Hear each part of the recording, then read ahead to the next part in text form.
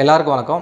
இப்போ இருக்கிற அந்த மெட்டீரியலிஸ்டிக் லைஃப்பில் வந்து வேலைக்கு போய் அந்த வேலையில் அந்த ப்ரெஷரெல்லாம் தாங்கிட்டு வேலைக்கு போய்ட்டு அது லைஃப்பில் வந்து கண்டினியூ பண்ணுறது வந்து ரொம்ப கம்மியாக இருக்குது. அந்த காலமாக இந்த மாதிரி கிடையாது. டார்கெட்னு சொல்லிட்டு சாவடிச்சிடுறாங்க. ப்ளஸ் வந்து ப்ராஜெக்ட் வந்து டைமுக்கு வந்து முடிக்கணும்னு சொல்லிட்டு ரொம்ப ஒரு கிட்டத்தட்ட அந்த ரத்தத்தெல்லாம் உரியிற மாதிரி தான் வந்து இப்போ எல்லா கம்பெனியும் நடந்துக்கிறதுனால வந்து ஒரு குறிப்பிட்ட வருஷத்துக்கு மேலே வந்து அவங்க அந்த வேலையே வேண்டான்னு சொல்லி முடிவு பண்ணி சொந்தமாக ஏதாச்சும் தொழில் பண்ணலான்னு சொல்லிட்டு ஒரு ஸ்டேஜுக்கு வந்து வந்துடுறாங்க ஒரு சில பேர்.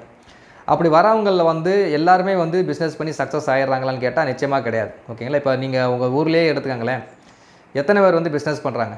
ரொம்ப கம்மி தான். வேலை பார்க்குறவங்க தான் வந்து அதிகமாக இருப்பாங்க. ஓகேங்களா? இப்போ ஸ்பின்னிங் மில்லுன்னு எடுத்துக்கிட்டிங்கன்னா எத்தனை ஸ்பின்னிங் மில் வந்து எல்லா ஊர்லேயும் இருக்குது. அந்த ஸ்பின்னிங் மில்லில் வந்து எத்தனை முதலாளிகள் இருக்காங்க, ஸோ எத்தனை எம்ப்ளாயிஸ் வந்து வேலை பார்க்குறாங்க. ஸோ வேலை பார்க்குறவங்க வந்து மெஜாரிட்டி வந்து அதிகம். அதே சமயத்தில் வந்து பார்த்திங்கன்னா முதலாளிங்க வந்து கம்மி. அப்படியே வந்து பிஸ்னஸ் ஆரம்பித்தாலும் அந்த பிஸ்னஸ் வந்து கடைசி வரைக்கும் ரன் பண்ணி சக்ஸஸ் பண்ணுறாங்களா இல்லை கேட்டிங்கன்னா இது இல்லை.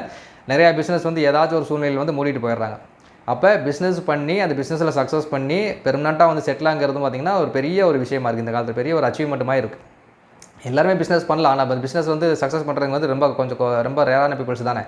ஸோ இந்த மாதிரி ஒரு சூழ்நிலையில் வந்து இருக்கிறப்ப ஜாதகத்தில் வந்து நம்ம ஈஸியாக கண்டுபிடிக்க முடியுமா? இந்த பையனுக்கு வந்து தொழில் செட் ஆகும்னு சொல்லிட்டு அதில் வந்து தொழில் செட் ஆகிறதுக்கு வந்து பார்த்திங்கன்னா 2 விஷயத்தை வந்து நம்ம நோட்டீஸ் பண்ணோம். ஒன்று லக்னாதிபதி. ஏன்னா பிஸ்னஸ்ங்கிறது வந்து பார்க்குறப்போ ஒரு ரிஸ்க் டேக்கிங் ஒரு திங். ஓகேங்களா? ஒரு டிசிஷன் எடுக்கிற கெப்பாசிட்டி வேணும். அப்போ லக்னாதிபதி வீக்காக இருந்தாருன்னா அவர் பிஸ்னஸ் பக்கம் போகாமல் இருக்கிறது, வேலைக்கு போயிடுறது நல்லது. அது ஒரு பாயிண்ட். 2வது பாயிண்ட்னு சொல்லி பார்க்குறப்போ நம்மளுடைய மனசை வந்து கண்ட்ரோல் பண்ணுறது வந்து சந்திரன் தான். அது சந்திரன் வந்து ஜாதகத்தில் வந்து ஓரளவுக்கு நல்லா வலிமையாக இருக்கணும்.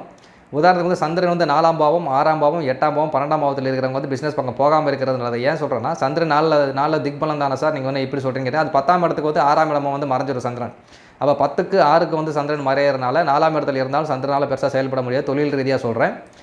அதேமாதிரி 6, 8, 12 சந்திரன் இருந்தாலும் வந்து பெருசாக வந்து தொழில் வந்து சக்ஸஸ் பண்ண முடியாது. எதனாலும் சொல்லி பார்க்குறப்போ சந்திரன் வந்து பார்த்திங்கன்னா மனசை வந்து கண்ட்ரோல் பண்ணுற கிடைக்கும். பிஸ்னஸ் பண்ணுறதுக்கு வந்து மனசு வந்து ரொம்ப திடமாக இருக்கணும். ஓகே, ஸ்ட்ராங்கான டிசிஷன் வந்து சரியான டைமில் எடுத்தால் தான் பிஸ்னஸ் வந்து சக்ஸஸ் ஆகும். தப்பான முடிவு எடுத்துட்டிங்கன்னா பிஸ்னஸ் அகல பாதாளத்துக்கு போகிறதுக்கான வாய்ப்பு நிறையா இருக்குது. அப்போ அந்த சந்திரனை பேஸ் பண்ணியே வந்து இவர் வந்து பிஸ்னஸ் செட் ஆகுமா இல்லையான்னு சொல்லி முடிவு பண்ணி சந்திரன் 4, 6, 8, 12 இருந்தால் அவர்கிட்ட சொல்லிடலாம், நீங்கள் பிஸ்னஸ்லாம் பண்ணாதீங்க. ஓகேங்களா? அப்படி பிஸ்னஸ் பண்ணுறதா இருந்தால் முதலீடு இல்லாத பிஸ்னஸாக பண்ணுங்கள். முதலீடு போட்டு பிஸ்னஸ் பண்ணிங்கன்னா லாஸ் ஆயிருன்னு சொல்லி அவங்களுக்கு வந்து ஒரு நல்ல ஒரு அறிவுரையை வந்து நம்ம வந்து ஈஸியாகவே சொல்லிடலாம்.